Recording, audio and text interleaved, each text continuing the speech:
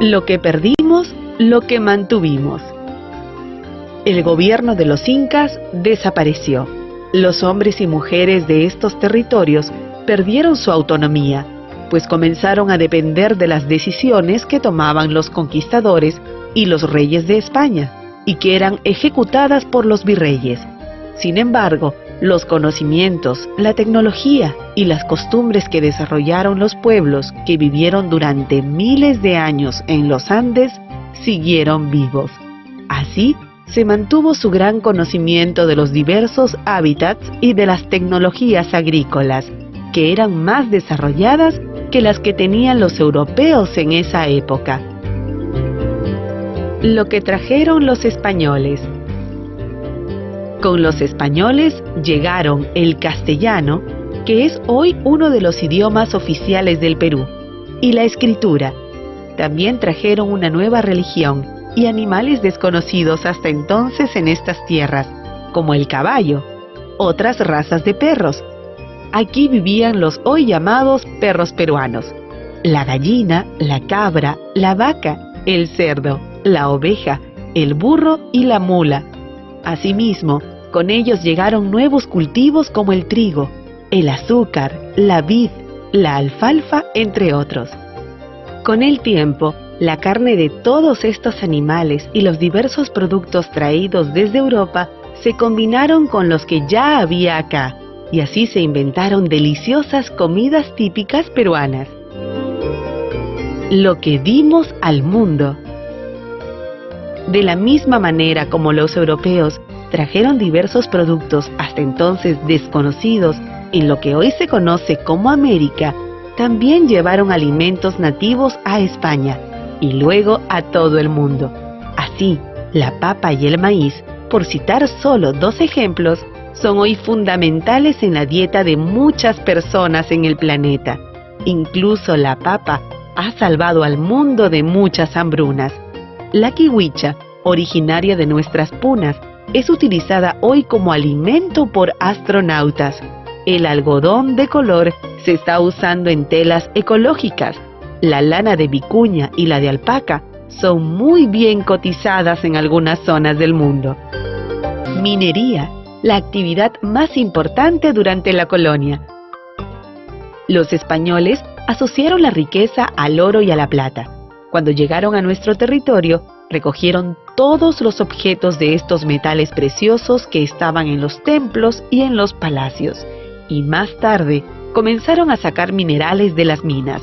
Así, con el correr de los años, la minería se convirtió en una de las actividades más importantes desarrolladas en nuestro país.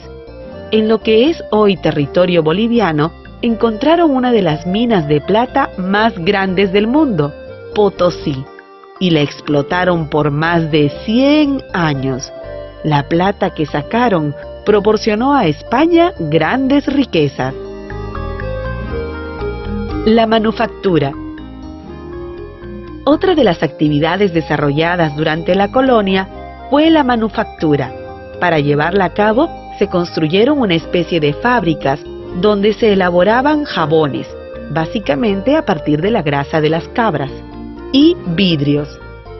La textilería fue, sin embargo, la actividad manufacturera más importante en este periodo de nuestra historia.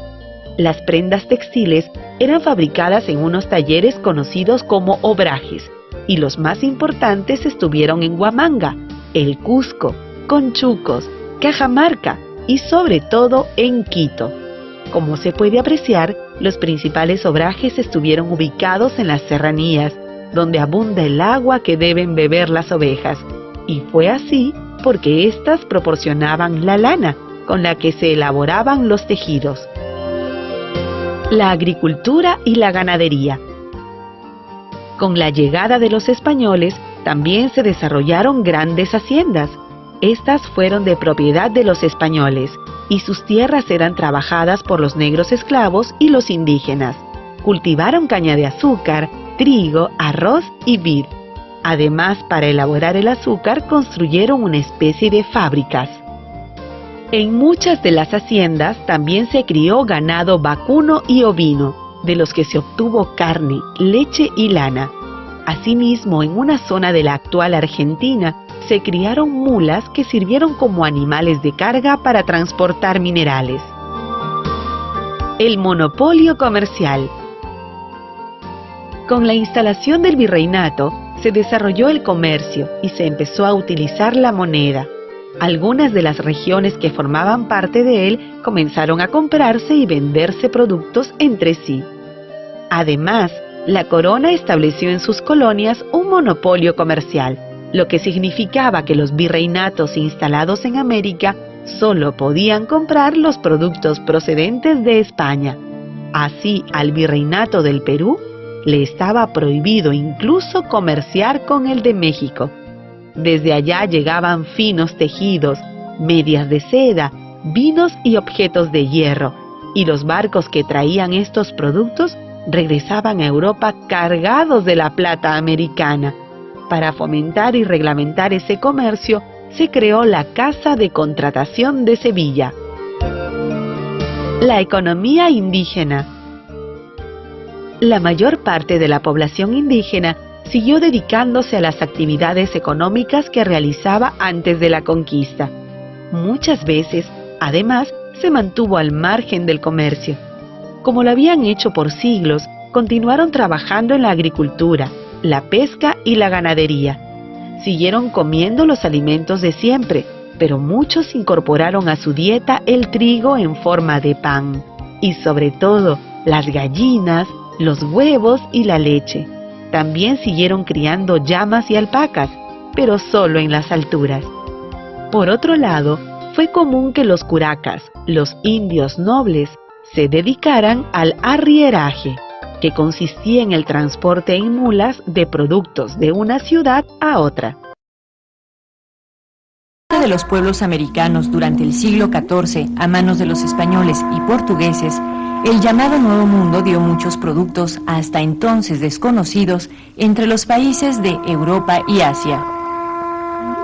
La producción y consumo del maíz y el cacao eran una tradición extendida en gran parte del territorio americano. Llegó con sorpresa hasta las cortes europeas, haciendo de estos productos verdaderos manjares para los cortesanos del antiguo continente. Diferentes especias y nuevos sabores como el jitomate, el aguacate, el mango, el mamey, la papa y otros cultivos de origen americano fortalecieron la idea de que en América todo era exótico y fuera del mundo hasta entonces conocido. Sin embargo, había otro tipo de intereses que también harían atractivo al continente americano. Posterior al descubrimiento de tierras nuevas por conquistar, se dio el descubrimiento de las minas de oro, plata, bronce y cobre, que abundaban en algunas regiones del continente recién dominado. La minería jugó un papel fundamental para las nuevas relaciones de comercio entre España y Europa, ya que algunos puertos de la península ibérica, desde el siglo XVI y hasta el XVIII, funcionaron como paso obligado de la mercadería que provenía de otros pueblos europeos para ser embarcada hacia América, así como centro de llegada de los metales y productos que venían de las colonias españolas para ser distribuidas en el antiguo continente.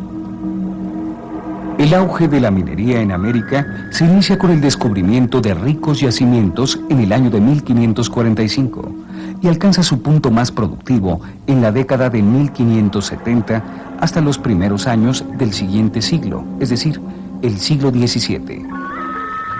Las generosas minas de la Nueva España y Perú se encargaron de abastecer de metales preciosos al tesoro de la corona española, que veía rápidamente incrementadas sus arcas, hasta entonces alimentadas por el oro de los dominios españoles en las tierras alemanas de los Habsburgo y el norte de África.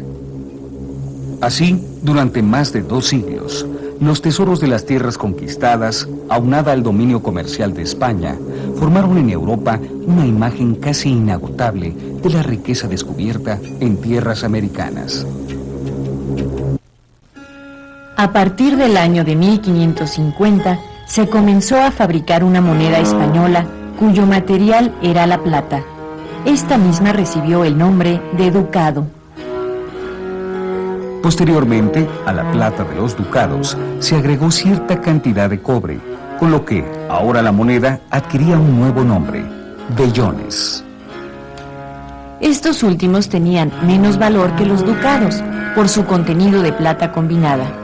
De esta forma se establecía el valor de la plata pura como superior hasta que hicieron su aparición los escudos. El escudo fue la moneda que puso en evidencia la riqueza del Imperio Español demostrada en una pieza de oro. Los escudos desplazaron a los ducados precisamente por su mayor valor en metal precioso.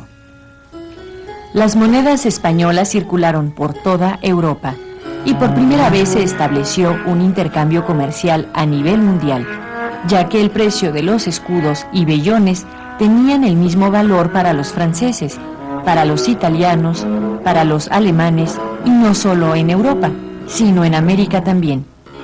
Pero la riqueza de los metales y monedas de esta nación solo ocultaban lo que había de fondo en el interior del reino europeo, una grave crisis económica por falta de manufacturas, que no le permitía el aprovechamiento de los metales americanos para producir artículos de intercambio comercial con otras naciones europeas.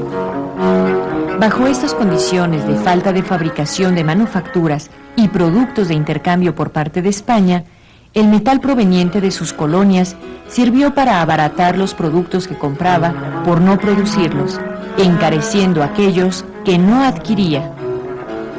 Este fenómeno de encarecimiento y abaratamiento propició una crisis económica en la península ibérica y la especulación de otras naciones sobre la corona española. A pesar de la crisis interna, de la falta de manufactura de productos y, por lo tanto, de la desventaja comercial de la corona ante otras naciones en el viejo continente, con la riqueza de las minas de las colonias en América, España tuvo la posibilidad de reconquistar territorios perdidos en las anteriores guerras contra los moros. Pero esto no fue suficiente para lograr que España despuntara como potencia económica en Europa. Si bien es cierto que el oro de sus monedas llegó a unificar la economía de Europa entera, la falta de una industria de manufactura propia, además de la división interna del reino, en regiones que se rebelaban contra la corona, como lo fueron Castilla y Aragón, hacían mella en sus condiciones sociales, económicas y políticas. Cuando Felipe II sube al poder, España se encuentra debilitada económicamente por esta falta de competencia mercantil, hecho que la hizo depender de los principales centros comerciales del siglo XVI, Amberes en Bélgica, Flandes en Holanda. Aunada a esta problemática interna, la codicia de Inglaterra le causó grandes pérdidas a la corona española, entre las que se encuentra la derrota de su armada invencible con la que comenzaba a escribirse la caída de España. Junto a las derrotas militares, España veía amenazada la fuerza económica de la especulación que muy pronto habría de imponer sus condiciones al gobierno del nuevo monarca, Carlos II. Fernando Brodel, en su libro El mar Mediterráneo en la época de Felipe II, nos menciona: antes de los viajes al Perú, se podía guardar mucha riqueza en poco espacio, pero ahora su misma abundancia ha abaratado al oro y la plata. Se precisan enormes cofres para transportar los que antaño se podía haber llevado envuelto en una pieza de tela.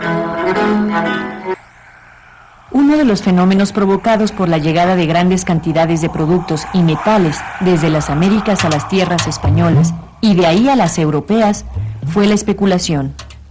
La abundancia de oro y plata entre los europeos provocó el encarecimiento de los productos, tanto americanos como europeos, ya que al parecer, desde antes de los viajes de Colón, el fenómeno de la especulación funcionaba entre los mercaderes europeos.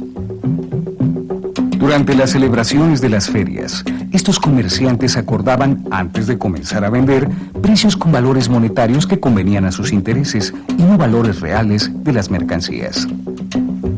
Esta forma de comercio especulativo funcionó muy bien para los banqueros del sur de Italia. Estos banqueros se iban constituyendo en las empresas comerciales encargadas de manejar precios y mercancías de Europa y de América. Su poder haría que la corona española se endeudara con préstamos, tratando de aprovechar las minas de sus colonias americanas sin fabricar productos internamente y sin poder competir en el mercado europeo.